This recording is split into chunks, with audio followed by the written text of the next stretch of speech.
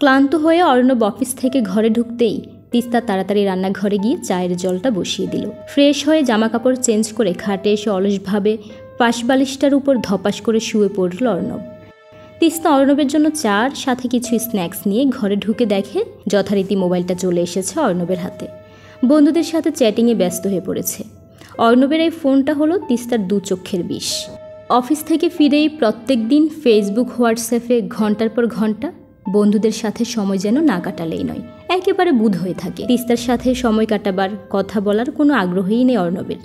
তিস্তার ভীষণ রাগ হয়, অনেকবার এই নিয়ে অভিযোগ করেছে, কিন্তু কোনো লাভ হয়নি।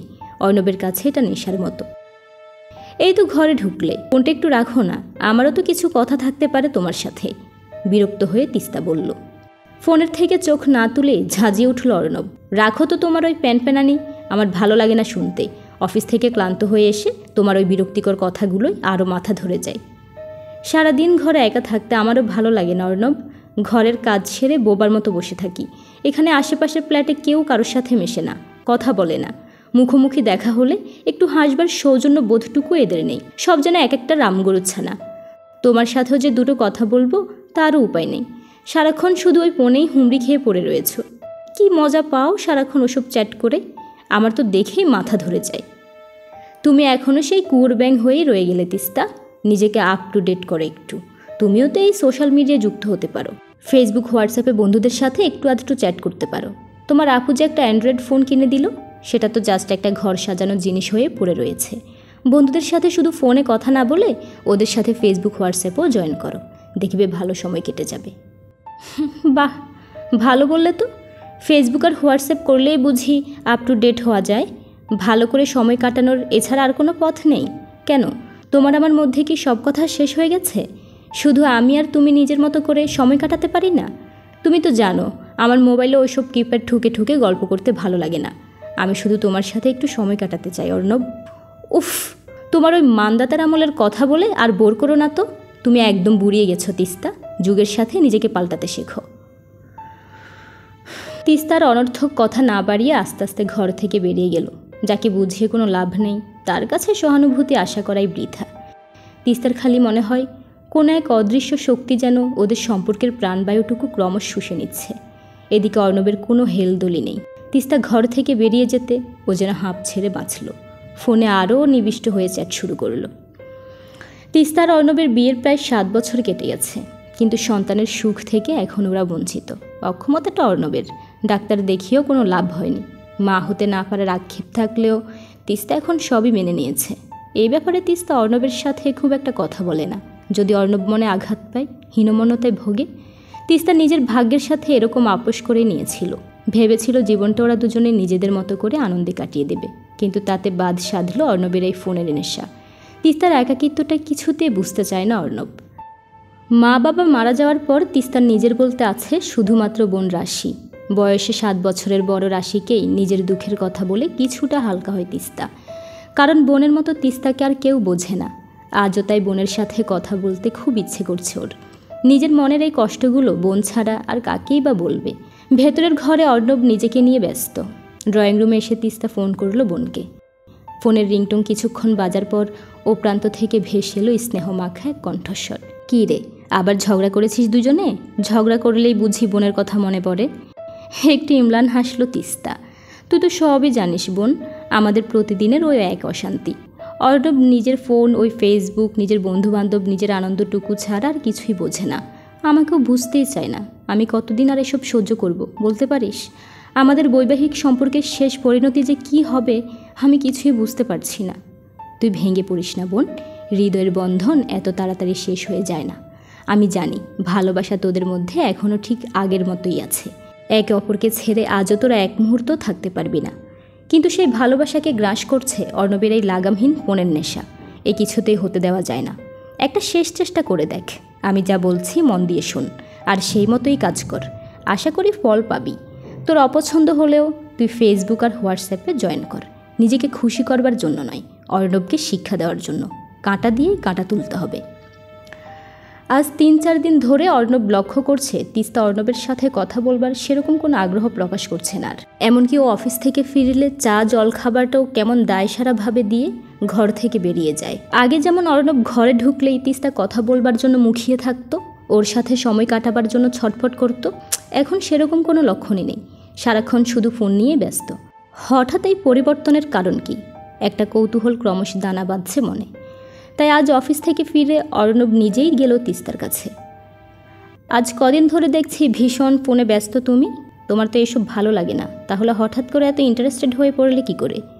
তিস্তা ফোনের থেকে চোখ না সরিয়েই বলল, তুমি এতদিন ঠিকই বলতো অর্ণব, আমার সোশ্যাল মিডিয়ায় অনেক দিন আগে যুক্ত হওয়া উচিত ছিল। আমি বোকা ছিলাম। স্মার্টফোনটা শুধু শুধু এতদিন অবহেলায় পড়েছিল। বিনোদনের এত বড় মাধ্যম আমার হাতের কাছেই ছিল, অথচ আমি এতদিন তার সদ্য ব্যবহারই করলাম না। ঘরে বসে একা একা বোর হতাম, বোকার মতো তোমার জন্য অপেক্ষা করে বসে থাকতাম কখন তুমি ঘরে আসবে। তোমাকে শুধু শুধু বিরক্ত করতাম কথা বলবার জন্য, কিন্তু আজ এটা পেয়ে আমার মনে হচ্ছে এখন তোমাকে আমার কোনো প্রয়োজন নেই। দেখো তোমায় ছাড়া কেমন দিব্যি আমার সময় কেটে যাচ্ছে। সত্যি এখন বুঝছি আমার অনেক আগেই তোমার কথা শোনা উচিত ছিল।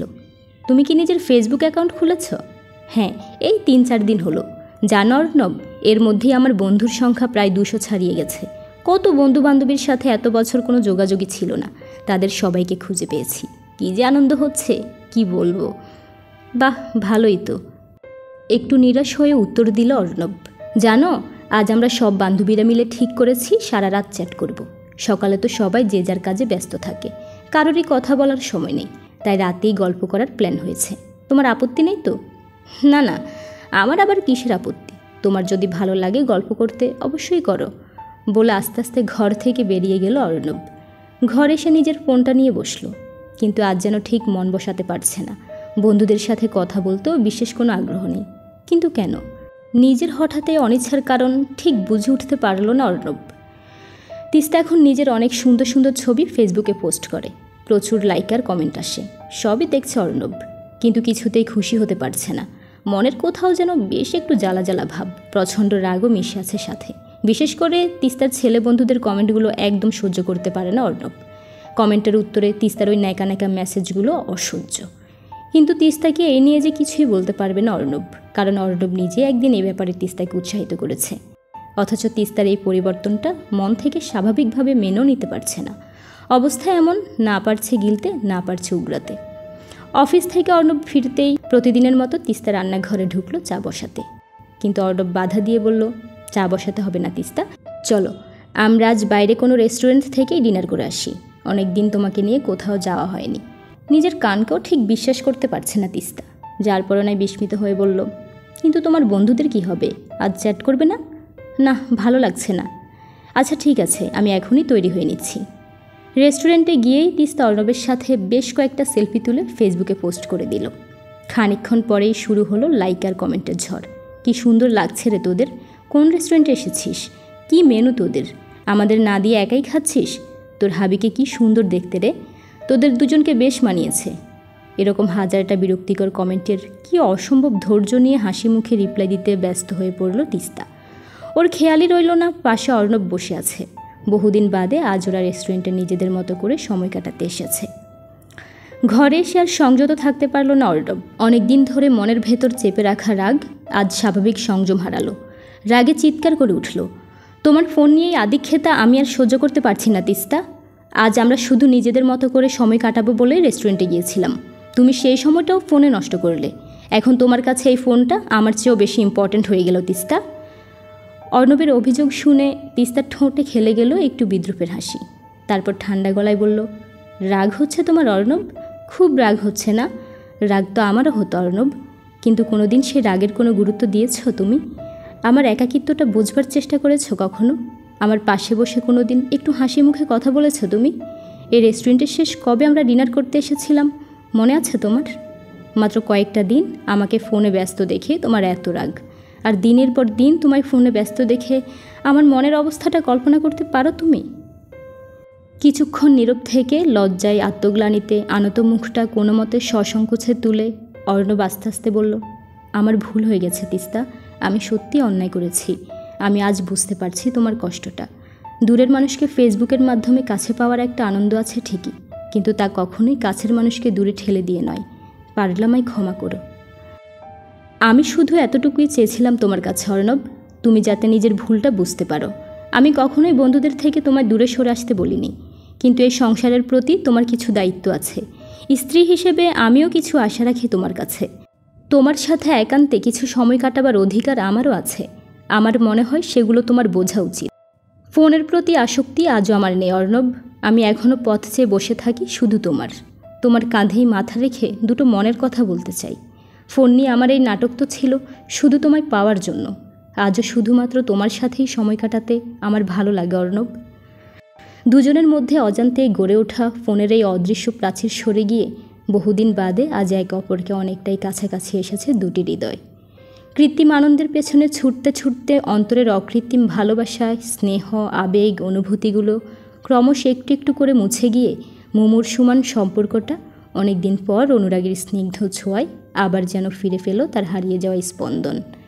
অর্ণব তিস্তার খুব কাছে এসে ওর কোমল হাত দুটো নিজের হাতের উষ্ণ স্পর্শে আবৃত করে বলল, চলো আমরা কটা দিনের জন্য দার্জিলিং ঘুরে আসি। আমি কালকেই ট্রেনের টিকিট কাটছি। তোমার মনে জমে থাকা সব অভিমান নিজের ভালোবাসা দিয়ে ভুলিয়ে দিতে চাই আমি। পাহাড়ের শান্ত নিরিবিলি মনোরম পরিবেশে নিভৃতে একান্তে একটা দিন শুধু নিজেদের মতো করেই সময় কাটাবো আমরা। আবার ফিরে যাব সেই পুরনো ছন্দে। কোনো ব্যবধানই যেন আর আমাদের দূরে সরাতে না পারে। আঁকাবাঁকা সর্পিল পাহাড়ি রাস্তায় হাতে হাত রেখে হেঁটে যাব শুধু তুমি আর আমি।